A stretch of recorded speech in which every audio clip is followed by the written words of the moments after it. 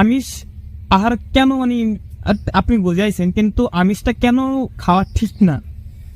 আমি এখানে একটু বলতে চাই যে আমি একটা শ্লোকটা তো উল্লেখ করেছিলাম যে গীতায় কোথাও আমিষের কথা উল্লেখ করা হয় না। যে যেমন আমি তো একটা শ্লোক বলেছি যে ভগবান বলেছেন যে আপনার পত্রং পুষ্পং ফলং তুয়ং জমে ভক্তা প্রযচ্ছতি তদম ভক্ত পরিতম অস্নামি প্রযত্ন।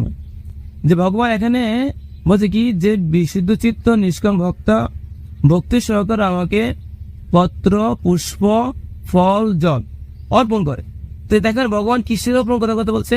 পাতা ফুল ফল জল। তো পাতা বলতে এখানে কি? এই তো শাক লতা পাতা, তো এখানে শাক সবজি। তো এখন আপনারা বলতে পারেন যে তো যে আমিষের মধ্যে দুই প্রকার, একটা হচ্ছে উদ্ভিদ আমিষ, আরটা হচ্ছে কি প্রাণীজ আমিষ। তো এখানে ভগবান উদ্ভিদ কোন আবশ্যকতা এনে কি উদ্ভিদ আবশ্যকতা প্রাণীজ আবশ্যকতা উল্লেখ করে নাই, তাই না? তো এখন তো একটা দেখতে দেখা যাচ্ছে যে আমরা যদি এই প্রাণীজ আমিষের যে ঘাটতিটা সেটা আমরা কি করতে পারি? উদ্ভিদ আমিষ গ্রহণ করে কি পূরণ করতে পারি। হ্যাঁ, তো এখন শাস্ত্রে কিন্তু প্রাণীজ আমিষের কথা উল্লেখ করে নাই। আর দেখা যাচ্ছে যে আমিষের আমি যদি সাত্বিক খাবার খাই, সাত্বিক আমিষের সাত্বিক আমিষ, রাজস্বিক আমিষ, তামসিক আমিষ। তো সাত্বিক আমিষ আমি যদি খাবার খাই তাহলে সেটা কি হবে? আমার ভিতরে সেটা সত্যগুণ ক্রিয়া করবে। হচ্ছে আহার শুদ্ধ শতশুদ্ধ, আমি যেরকম খাবার খাবো সেরকম প্রত্যেকটা আমার ভিতরে কাজ করবে। ঠিক আছে?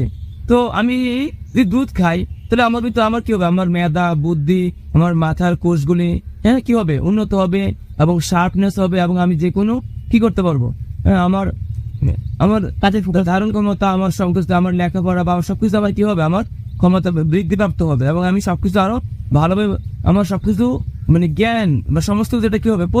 পুষ্টি লাভ করবে আমাদের ব্রেনের কোষগুলি বা আমার বুদ্ধি মেধা সবকিছু পরিপুষ্টি লাভ করবে।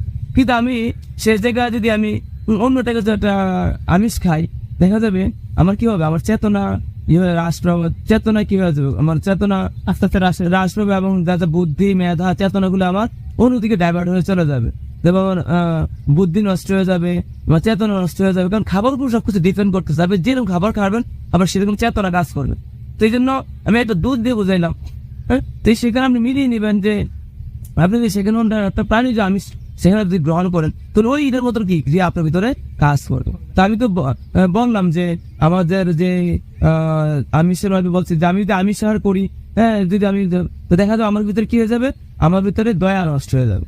তো সেই জন্য এগুলো বৃদ্ধি পাবে। হ্যাঁ, তো সেই জন্য আমি মনে করি যে প্রাণীজ আমিষটা আমি অন্য উদ্ভিদ আমিষের মধ্যে সেটা কি ঘাটতিটা পূরণ করতে পারবে, সে বিরত থাকা আমি মনে করি বা উচিত। আর শাস্ত্রে যেটা বলছে, শাস্ত্র আমাদের মায়ের মতো, হ্যাঁ, সেজন্য আমাদের সেটা পালন করা উচিত।